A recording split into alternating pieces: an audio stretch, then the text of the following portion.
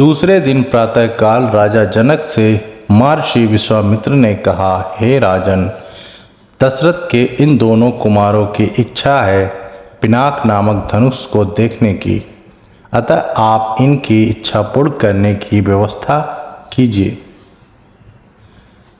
राजा जनक के कुछ कहने से पूर्व ही राम ने कहा, हे नरश्रेष्ठ, पहले आप हमें पिनाक का वृतांत सुनाइए।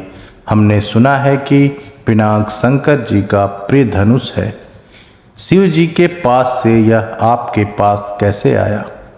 इस पर मिथिलापति जनक बोले, हे राम, एक बार प्रजापति दक्ष ने एक बड़ा विशाल यज्ञ किया।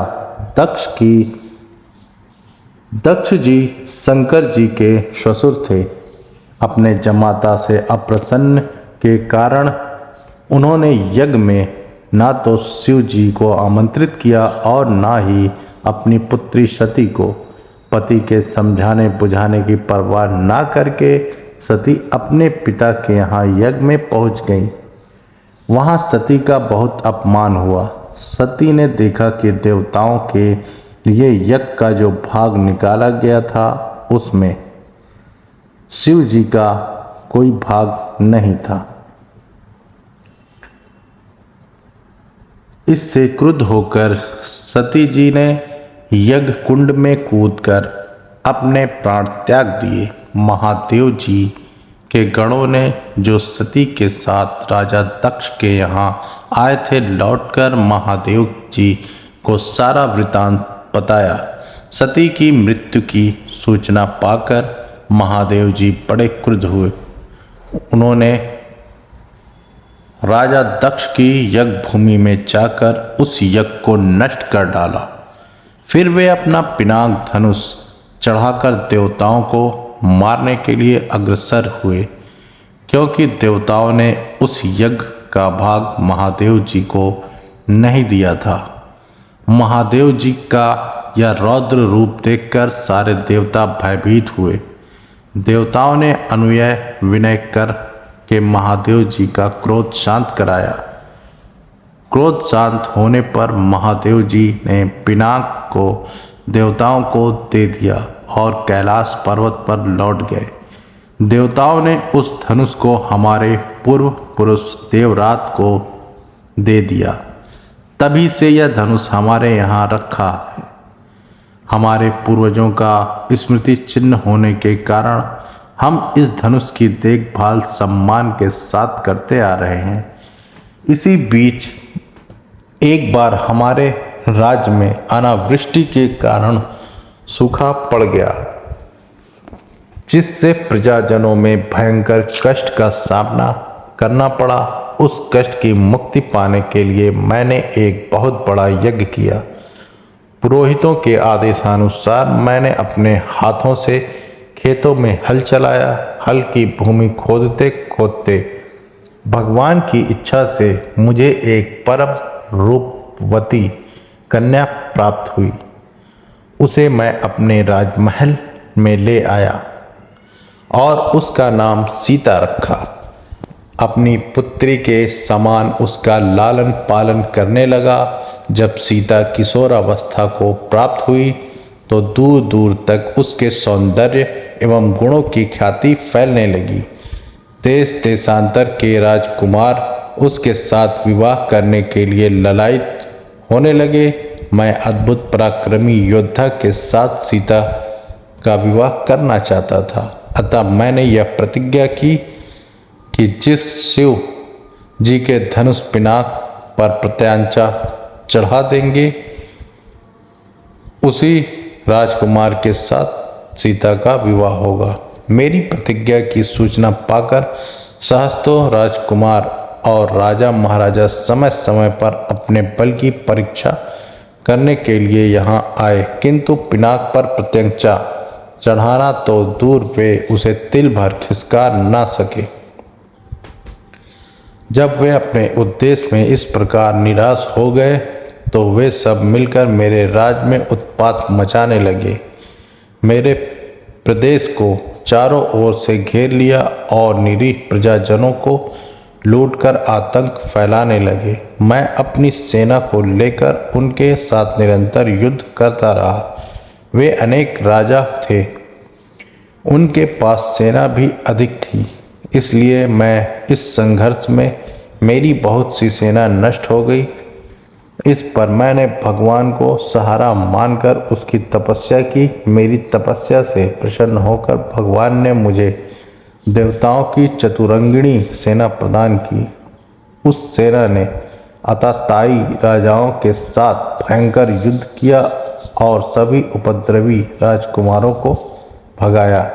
उनके भाग जाने के बाद मैंने सोचा कि एक विशाल यज्ञ करके इस अवसर पर ही अपनी प्रतिज्ञा पूरी करूं और सीता का विवाह कर निश्चिंत हो जाऊं। इसलिए मैंने इस महान यज्ञ का आयोजन किया है। अब कोई भी महादेव जी के इस धनुष की प्रत्यंचा चढ़ा देगा, उसी वीर के साथ मैं अपनी अनुपम गुणवती पुत्री सीता का विवाह करके निश्चिंत हो जाऊंगा।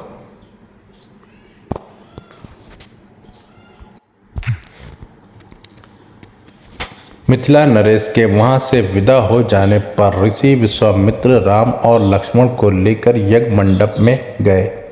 यज्ञ मंडप को अत्यंत सुरुचि से सजाया गया था। उस भव्य मंडप को देखकर लगता था मानो वह देवराज इंद्र का दरबार हो। देश देशांतर के राजा महाराजाओं के बैठने की अति सुंदर व्यवस्था की गई थी। मंडप के ऊपर बहुमूल्य रत्नों से बने झालर युक्त आकर्षक वस्त्रों का वितान तना हुआ था। वितान के चारों ओर फहराए हुए पताके मिथिलापति की कीर्ति को प्रदर्शित कर रहे थे। बीच बीच में रत्न जटित स्तंभ बनाए गए थे। वेद पाठी ब्राह्मण एवं तपस्वी शांति पाठ कर रहे थे। ते दीप्यमान वस्त्राभूषणों को धारण किए राजकुमार अपने अपने आसनों पर विराजमान थे। ऐसा लग रहा था मानो सैकड़ों इंद्र अपने वैभव और सौंदर्य का प्रदर्शन करने के लिए महाराज जनक की यज्ञ भूमि में एकत्रित हुए हों। इस सौंदर्य का अवलोकन करने के लिए जनकपुर की लावण्यमयी रमणीय अपने घरों के झरोखों से झांक रही थी। गर्जन तर्जन करते हुए पिनाक को इस मनोमुग्धधारी वातावरण में यज्ञ भूमि में लाया गया। सभी की उत्सुकता उसी ओर घूम गई। सहस्त्रों व्यक्ति उस धनुष को एक विशाल गाड़ी में धीरे धीरे खींच रहे थे। उस विशाल काय वज्र के समान धनुष को देखकर बड़े बड़े बलवानों का धैर्य छूटने लगा और पसीना आने लगा। पिनाक को यथास्थान पर स्थापित कर दिया गया। राजा जनक की ज्येष्ठ पुत्र सीता एवं उनकी सहेलियों के साथ लेकर धनुष के पास आए और बोले, हे संपूर्ण संसार के राजाओं और राजकुमारों, महाराज जनक ने अपनी प्रतिज्ञा की है कि जो कोई भी महादेव जी के इस पिनाक नामक धनुष की प्रत्यंचा को चढ़ाएगा, उसके साथ मिथिलापति महाराज जनक अपनी राजकुमारी सीता का विवाह कर देंगे। राजा जनक की इस प्रतिज्ञा को सुनकर राजा और राजकुमार बारी बारी से उस धनुष पर प्रत्यंचा चढ़ाने के लिए आए, किंतु भरपूर प्रयास करके भी उस पर प्रत्यंचा चढ़ाना तो दूर उसे हिला भी ना सके। अंत में वे सब लज्जित होकर सिर झुकाकर तथा श्रीहीन होकर इस प्रकार अपने अपने आसनों पर लौट गए, जैसे कि नागराज अपनी मणि गंवाकर लौट आते हैं। इस प्रकार एक एक करके सब राजाओं और राजकुमारों को विफल मनोरथ होकर लौटता देख महाराज जनक को बहुत दुख हुआ। उन्होंने बड़ी निराशा के साथ मर्म भेदी स्वर में कहा, संपूर्ण संसार के विख्यात शक्तिशाली योद्धा यहाँ विद्यमान है, किंतु बड़े दुख की बात है कि उनमें से कोई भी पिनाक पर तेंचा नहीं चढ़ा सका। उनकी इस असफलता को देखकर ऐसा प्रतीत होता है कि पृथ्वी सूरवीर क्षत्रियों से खाली हो गई है। यदि मुझे पहले ज्ञात होता कि अब इस संसार में वास्तव में कोई क्षत्रिय योद्धा नहीं रहा तो मैं ना तो धनुष यज्ञ का अनुष्ठान करता और ना ऐसी प्रतिज्ञा करता। लगता है कि मेरी पुत्री सीता आयु पर्यंत कुंवारी रहेगी। परमात्मा ने उसके भाग्य में विवाह लिखा ही नहीं। महाराजा जनक की यह बात सुनकर उन सभी राजाओं और राजकुमारों ने, जो अपनी सफलता से पहले ही लज्जित हो रहे थे, क्षुब्ध मन से दृष्टि नीचे झुका लिया। राजा जनक के द्वारा की गई इस भत्सना का उनके पास कोई उत्तर नहीं था, परंतु अयोध्या के छोटे राजकुमार लक्ष्मण को मिथिलापति द्वारा समस्त क्षत्रियों पर लगाया गया लांछन सहन नहीं हुआ। कुपित होकर उन्होंने अपनी भुखटी चढ़ा ली और तीखे शब्दों में बोले, हे मिथिला के स्वामी राजा जनक, आपके ये शब्द सर्वथा अनुचित और सूर्य कुल तथा रघुवंश का अपमान करने वाले हैं। आश्चर्य है कि आपने ऐसे अपमानजनक शब्द कहने का साहस कैसे किया। जहाँ प्रतापी सूर्य कुल का साधारण व्यक्ति विद्यमान हो, वहाँ भी कोई इस प्रकार तिरस्कार भरे शब्द कहने से पूर्व अनेक बार उस पर विचार करता है। फिर यहाँ तो सूर्य कुल के मणि श्री रामचंद्र साक्षात विराजमान है। आप शिव के इस पुराने पिनाक की इतनी गरिमा सिद्ध करना चाहते हैं।